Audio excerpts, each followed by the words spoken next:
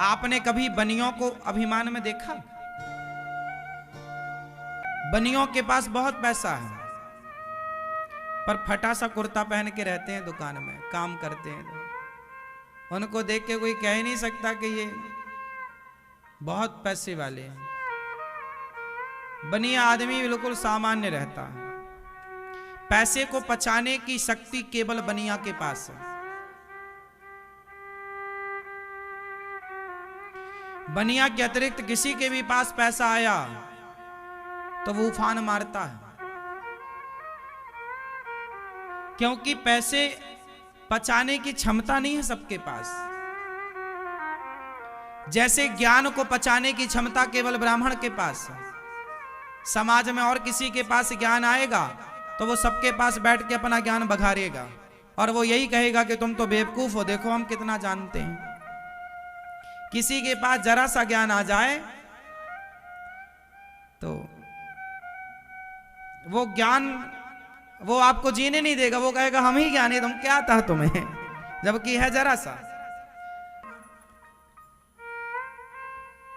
कुछ लोग होते हैं ना कि किसी किसी के बाप दादों का, उनके पिता का नाम क्या था, राम जी के पिता का नाम क्या, दशरथ जी के पिता का नाम क्या, उनके पिता का नाम क्या, तो उनको लगता देखो हम सब जानते हैं, हम बड़े ज्ञानी हैं। ब्राह्मण ज्ञान को पचा सकता है, क्षत्रिय बल को पचा सकता है, वैश्य पैसे को पचा सकता है, शूद्र सेवा को पचा सकता है। ब्राह्मण के पास ज्यादा पैसा आ जाए तो वो पचा पाना बड़ा कठिन है उसको, क्योंकि ब्राह्मण ज्ञान पचा सकता है, पैसा नहीं।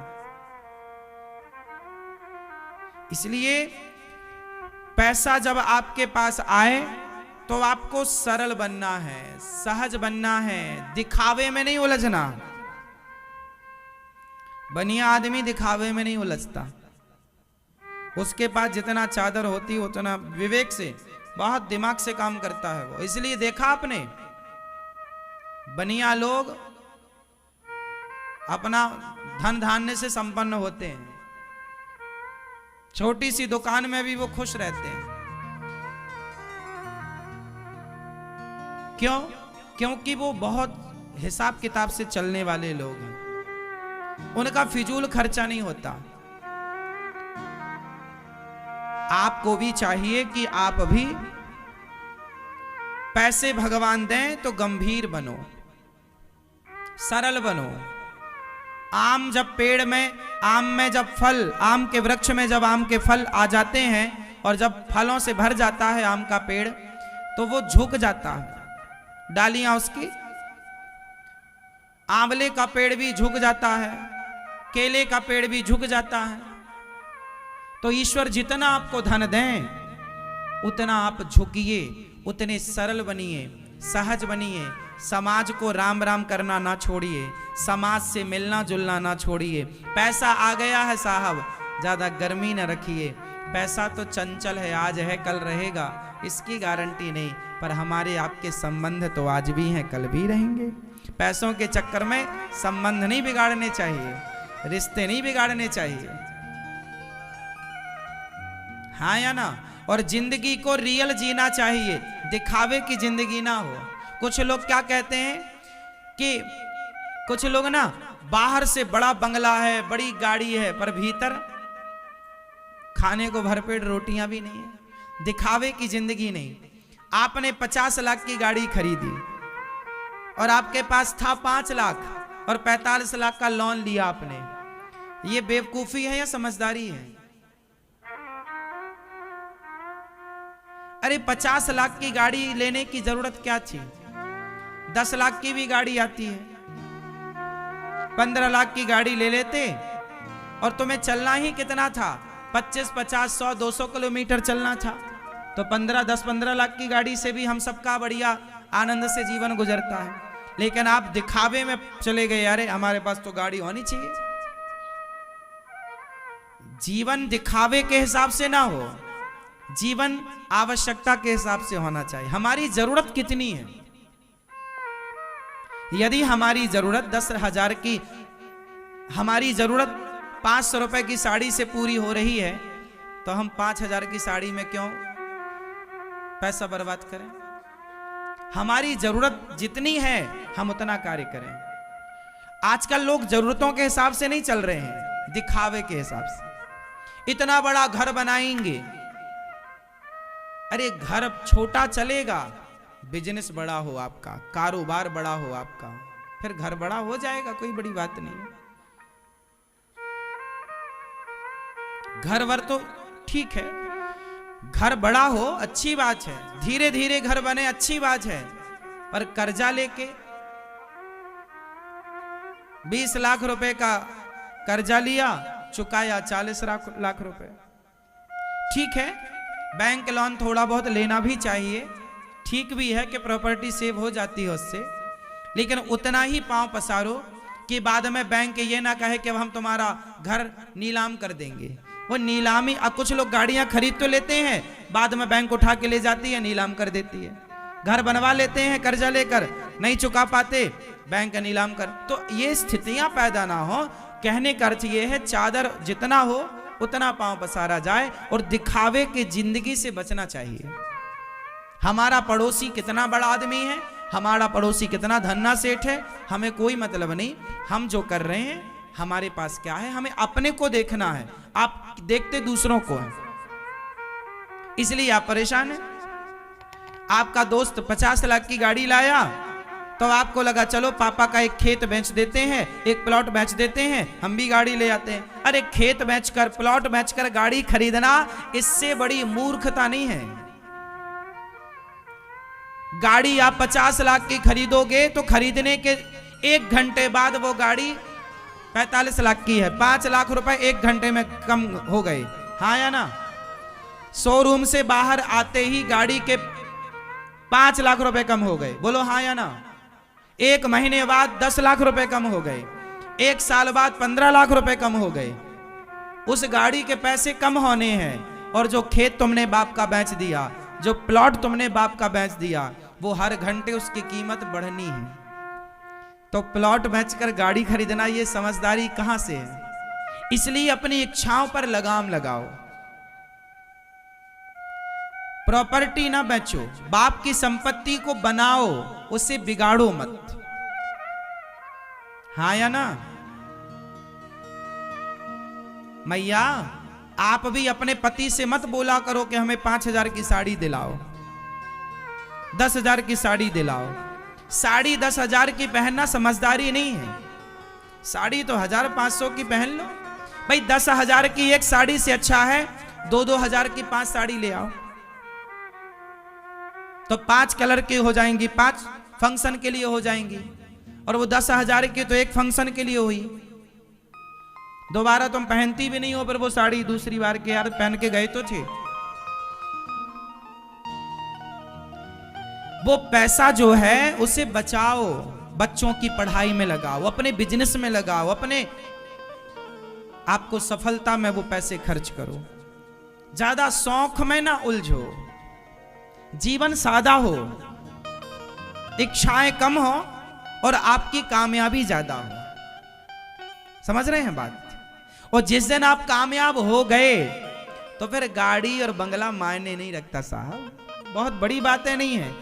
आपकी कामयाबी मायने रखती है। यदि आप कामयाब हो गए, देखो जब तक कामयाब नहीं है उसमें आपको जोर लगा के चलना है। जब आप कामयाब हो गए, मैच्योर हो गए, समझदार हो गए, फिर तो गाड़ी बंगला आपके आगे पीछे बहुत रहेंगे। लेकिन आप अभी सफल हुए नहीं और बाप की संपत्ति बेचना चालू। आपका पति कमाता 20,000 है और तुम्हें 5,000 की साड़ी चाहिए, तब तो पति के बाल जल्दी गिर जाएंगे, तब तो पति समय के पहले बुढ़ा हो जाएगा, तुम्हारी इच्छा ही पूरी करता रहेगा। इसलिए उसकी कमाई के अनुसार खर्च करो, और 2 पैसे महिलाएं आप बचाओ। बुरे वक्त भगवान ना करे आपके परिवार में, आपके घर में कोई बुरा समय आए, पर आए तो आपके पास इतना पैसा हो कि दूसरों के सामने हाथ ना पसारना पड़े। ये गृहस्थी ऐसी चलती है साहब। स्त्रियां को, वो स्त्रियां बहुत अच्छी मानी जाती हैं जो पैसों को बचाएं। वो स्त्रियां बहुत थर्ड क्वालिटी की हैं जो पैसे उड़ाएं, पैसा पति दे, उसे संभाल कर रखो, एक भी रुपए खर्च ना हो। भगवान अभिमान से बचने का हमें कह रहे हैं, हमको बचना चाहिए। वैसे भी हम माटी हैं, अभिमान किसका करें? मरने के बाद हमारी क्या बच जाएगी? राख। और जब राख बन, हम सब लोग जितने यहां बैठे सुन रहे हैं या टीवी पर सुन रहे हैं, बताओ हम सब भविष्य में राख बन जाएंगे या नहीं? तो जब हम राख बन ही जाएंगे तो घमंड किसका करें? इसलिए सादा जीवन उच्च विचार। कितने लोग मेरी इस बात से सहमत हैं? कम खर्चे का जीवन हो, सादगी हो, पैसे खर्च ज्यादा ना हो। पैसे ईश्वर ने जरूरत से ज्यादा दिया है तो उड़ाओ मत, समाज की सेवा में लगाओ, सेवा करो, परोपकार करो। किसी गरीब बेटी का विवाह कराओ, भूखे को रोटी दो, प्यासे को पानी दो, निर्वस्त्र को वस्त्र दो, समाज की सेवा करो। भाई पैसा आपके पास है, इसका मतलब विधाता की आप पर विशेष कृपा है और उसका सदुपयोग हो। हम ये नहीं कि पैसा है तो 50,000 की साड़ी पहनने लग जाएं, पैसा है तो 5 लाख की दारू पीने लग जाएं। ये तो पैसे का दुरुपयोग हुआ ना। मैंने सुना है मैया कि बड़े बड़े आदमी ना 5 लाख की दारू पीते हैं। एक बोतल दारू 5 लाख की आती है, भगवान जाने वो कैसी होती होगी। सुना है मैंने कि 5 लाख की भी दारू आती है एक बोतल। क्यों जी, सही है? सुना है मैंने। बड़े बड़े जो आदमी हैं, बहुत बड़े आदमी जो होते हैं ना, धन्ना सेठ, वो 5 लाख की बोतल, एक शराब की बोतल आती है 5 लाख की, वो पीते हैं। मैं तो सुन के बड़ा ताज्जुब मुझे लगा। चरस अफीम भी बहुत महंगा आता है, मैंने सुना है, लोग इसका भी नशा करते हैं। ताज्जुब लगा मुझे कि भगवान ये 5 लाख की शराब पीते हैं, इस 5 लाख में तो ना जाने कितने गरीब बाप की बेटियों का विवाह निपट जाएगा। गरीब बाप की बेटियों का 5 लाख में तो मुझे लगता है गरीब आदमी का पूरा विवाह बताओ कितने में निपट जाता है बेटी का? आप बताओ। गांव का जो बिल्कुल सबसे गरीब आदमी है, जब वो अपनी बेटी का विवाह करता है तो बताओ उसकी बेटी का विवाह कितने में निपट जाता है? जरा मुझे भारत का सबसे गरीब तबके के बेटी का विवाह का खर्चा बताओ, ये मैया बताएंगी। हाँ, 2 लाख। ये मैया बता, टोपा वाली मैया 50,000। हाँ, 25,000। ठीक है, आप बताओ मैया, भारत का जो सबसे गरीब आदमी है उसकी बेटी का विवाह कितने रुपए में होता है? आप बताओ। हाँ, 1 लाख 2 लाख चाहिए? आप बताओ मैया।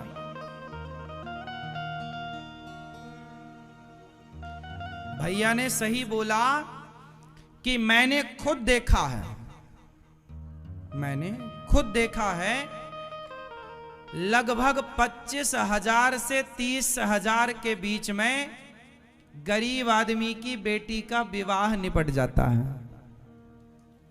25 से 30,000 के, 35,000 के बीच में, मतलब बिल्कुल कम से कम खर्चा करने पर ये स्थितियां हैं। भाई गरीब आदमी है, रिक्शा वाला, 500 रुपए 200 रुपए कमाने वाला, कहां वो लाखों रुपए खर्च। आज भी मेरी माँ ऐसे लोग हैं जो 20, 25, 30,000 में और अधिक लो तो 50,000 में जो बेटी का विवाह निपटा देते हैं। पूरा लेन देन सब कुछ हो जाता है, इसी में मंडप, मायना, बारात, खाना पी सब कुछ। अब सोचिए कि एक आदमी वो है जो 25,000 में बेटी का विवाह निपटा लेता है। अब उससे पूछो कि 25,000 की कीमत क्या है। उसे गरीब आदमी से पूछो कि भाई 25,000 क्या होते हैं, वो बताएगा कि भाई 25,000 में तो मेरी बेटी का विवाह हो सकता है। और कुछ लोग हैं कि ईश्वर ने दिया है तो आप तो 25,000 की साड़ी पहन लेती हो मैया, और एक बार पहन के 2 बार पहन के फेंक देती हो। ईश्वर ने दिया, भगवान करें आप बहुत पैसे वाले बने। आप लोगों से हम बोल रहे हैं, हे बिहारी जी, आप सबको पैसा दीजिए, सबको धन धान्य से भरिए, लेकिन आपसे हाथ जोड़ के कहूंगा, ईश्वर जब पैसा देता है तो ईश्वर आपको एक जिम्मेदारी भी देता है कि मैं तुम्हें पैसा दे रहा हूं बेटा, उड़ाने के लिए नहीं, तुमको दिया है ना तो उन्हें दो जिनको आवश्यकता है। सेवा करो समाज की, अपना दिल खोलो और समाज की सेवा करो, दीन दुखियों की सेवा, सपोर्ट करो। ये सेवा सबसे बड़ा धन है। शौक तो देखो रावण के पूरे नहीं हो पाए, तो शौक तो तुम्हारे भी पूरे नहीं हो पाएंगे। तुम कितने भी धन्ना सेठ बन जाओ पर तुम्हारे शौक पूरे नहीं हो पाएंगे। इच्छाएं किसी की पूरी हो सकी तो मुझे बताओ। इच्छाएं नहीं पूरी हो पाएंगी, जरूरतें पूरी हो सकती हैं। इसलिए हम आपसे कहते हैं कि लायक हो देने के, इसलिए ये दास अनिरुद्ध आपसे कहता है पैसा खूब कमाओ पर सेवा करो।